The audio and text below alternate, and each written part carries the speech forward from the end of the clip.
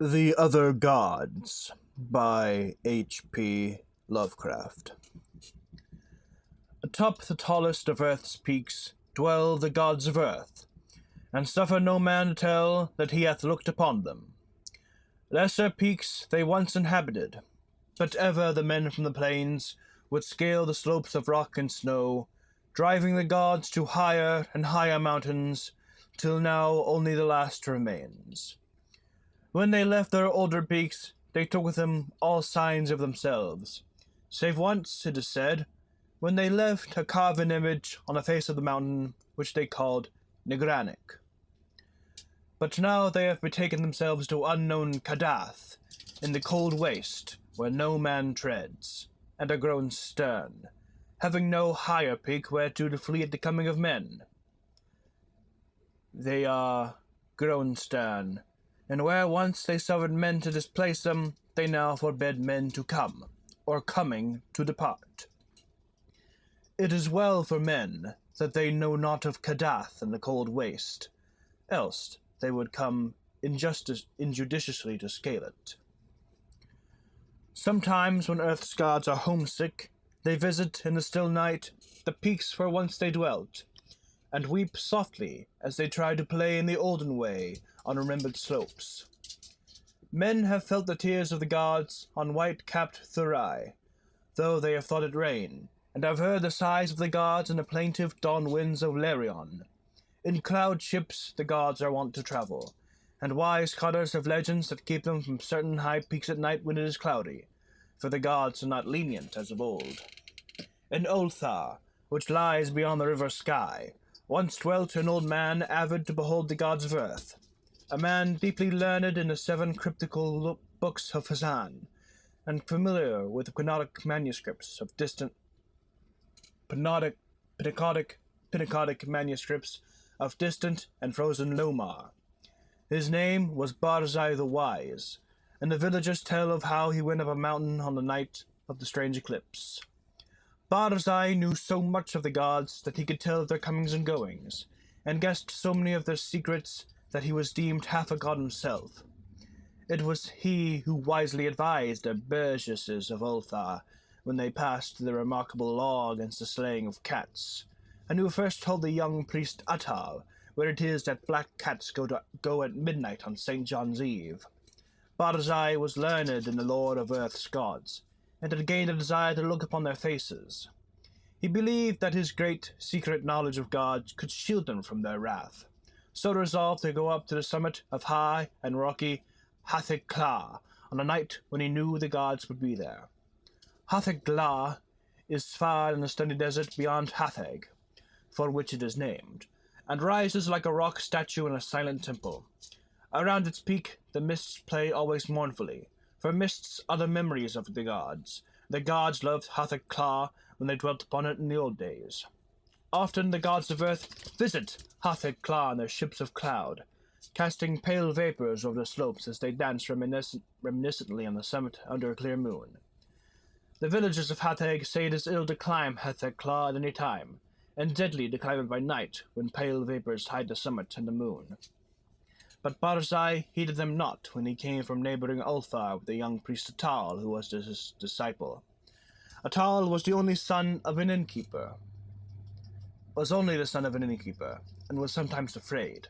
But Barzai's father had been a landgrave who dwelt in an ancient castle, so he had no common superstition in his blood, and only laughed at the fearful cotters.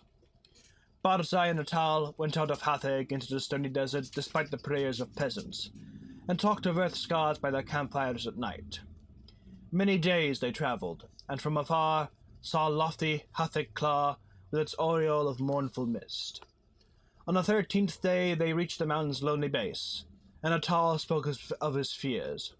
But Barzai was old and learned, and had no fears, so led the way boldly up the slope that no man had scaled since the time of Sansu, who is written of with fright in the mouldy Pnakotic manuscripts.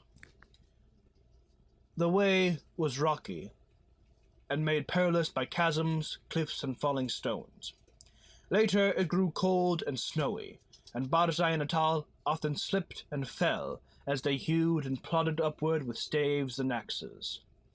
Finally, the air grew thin, and the sky changed color, and the climbers found it hard to breathe, but still they toiled up and up, marveling at the strangeness of the scene, and thrilling at the thought of what would happen on the summit when the moon was out and the pale vapors spread around. For 3 days they climbed higher, higher, and higher toward the roof of the world. Then they camped to wait for the clouding of the moon. For 4 nights no clouds came, and the moon shone down cold through the thin, mournful mist around the silent pinnacle. Then, on the 5th night, which was the night of the full moon, Barzai saw some dense clouds far to the north, and stayed up with Atal to watch them draw near. Thick and majestic they sailed, slowly and deliberately onward, ranging themselves around the high peak above the watchers, and hiding the moon and the summit from view. For a long hour the watchers gazed, whilst the vapors swirled and the screen of clouds grew thicker and more restless. Barzai was wise in the lore of Earth's gods, and listened hard for certain sounds. But Atal felt the chill of vapors and the awe of the night, and feared much. And when Barzai began to climb higher and beckon eagerly, it was long before Atal would follow. So thick were the vapors that the way was hard, and though Atal followed on at last, he could scarce see the grey shape of Barzai on the dim slope above in the clouded moonlight. Barzai forged very far ahead, and seemed, despite his age, to climb more easily than Atal, fearing not the steepness that began to grow too great for any save a strong and dauntless man, nor pausing at wide black chasms that Atal scarce could leap. And so they went up wildly over rocks and gulfs, slipping and stumbling, and sometimes awed at the vastness and horrible silence of bleak ice pinnacles and mute granite steeps. Very suddenly Barzai went out of Atal's sight, scaling a hideous cliff that seemed to bulge outward and block the path for any climber not inspired of Earth's gods. Atal was far below, and planning what he should do when he reached the place, when curiously he noticed that the light had grown strong, as if the cloudless peak and moonlit meeting place of the gods were very near. And as he scrambled on towards the bulging cliff and litten sky, he felt fears more shocking than he had known before. Then through the high mists he heard the voice of unseen Barzai, shouting wildly in the light, "I have heard the gods! I have heard Earth's gods singing in reveille on Hathor. The voices of Earth's gods are known to Barzai the prophet. The mists are thin and the moon is bright, and I shall see the gods dancing wildly on Hathor that they loved in youth. The wisdom of Barzai hath made him greater than Earth's gods, and against his will their spells and barriers are as naught. Barzai will behold the gods, the proud gods, the secret gods, the gods of Earth who spurn the sight of men."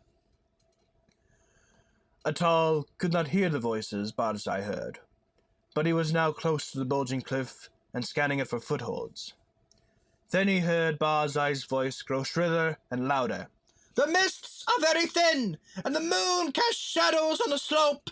The voices of Earth's gods are high and wild, and they fear the coming of Barzai the Wise, who is greater than they. The moon's light flickers as Earth's gods dance around it. I shall see the dancing forms of the gods that leap and howl in the moonlight. The light is dimmer, and the gods are afraid." Whilst Barzai was shouting these things, Atal felt a spectral change in the air, as if the laws of Earth were bowing to greater laws, for though the way was steeper than ever, the upward path was now grown fearsomely easy, and the bulging cliff proved scarce an obstacle when he reached it and slid perilously up its convex face. The light of the moon had strangely failed, and as Atal plunged upward in the mist, he heard Barzai the Wise shrieking in the shadows, "The moon is dark, and the gods dance in the night! There is terror in the sky, for upon the moon hath sunk an eclipse foretold in no books of men or of Earth's gods. There is unknown magic on Hathor, for the screams of the frightened gods have turned to laughter, and the slopes of ice shoot up endlessly into the black heavens whither I am plunging. I, at last, in the dim light, I behold the gods of earth. And now Atal, slipping dizzily up over inconceivable steeps, heard in the dark a loathsome laughing, mixed with such a cry as no man else ever heard save in the phlegethon of unrelatable nightmares. A cry wherein reverberated the horror and anguish of a haunted lifetime packed into one atrocious moment. They are the gods! They are the gods! The gods of the outer hells! The feeble gods of earth! Look away! Go back! Do not see! Do not see! The vengeance of the infinite abysses! That cursed, damnable pit! Merciful gods of earth, I am falling into the sky! And as Atal shut his eyes and stopped his ears, and tried to jump downward against a frightful pull from unknown heights, there resounded on Hathig Claw that horrible peal of thunder, which awaked the good cotters of the plains, and the honest burgesses of Hatheg and Nir and Ulthar, and caused them to behold through the clouds that strange eclipse of the moon that no book ever predicted. And when the moon came out at last, Atal was safe on the lowest nose of the mountain, without sight of earth's gods or of the other gods. Now it is told in the moldy Pnakotic manuscripts that Sanzu found naught but wordless ice and rock when he climbed Hathig Claw in the youth of the world. Yet, when the men of Ulthar and Nir and Hatheg crushed their fears and scaled that haunted steep by day in search of Barzai the Wise, they found graven into the naked stone of the summit a curious and cyclopean symbol 50 cubits wide, as if the rock had been riven by some gigantic chisel. And the symbol was like to one that learned men have discerned in those frightful parts of the Pnakotic manuscripts which are too ancient to be read. This they found. Barzai the Wise they never found, nor could the holy priest Atal ever be persuaded to pray for his soul's repose. Moreover, to this day, the people of Ulthar and Nir and Hatheg fear eclipses, and pray by night, when pale vapors hide the mountain-top and the moon. And above the mists on Hathig Claw, earth's gods sometimes dance reminiscently. For they know they are safe, and love to come from unknown Kadath in ships of cloud, and play in the olden way, as they did when earth was new, and men not given to the climbing of inaccessible places.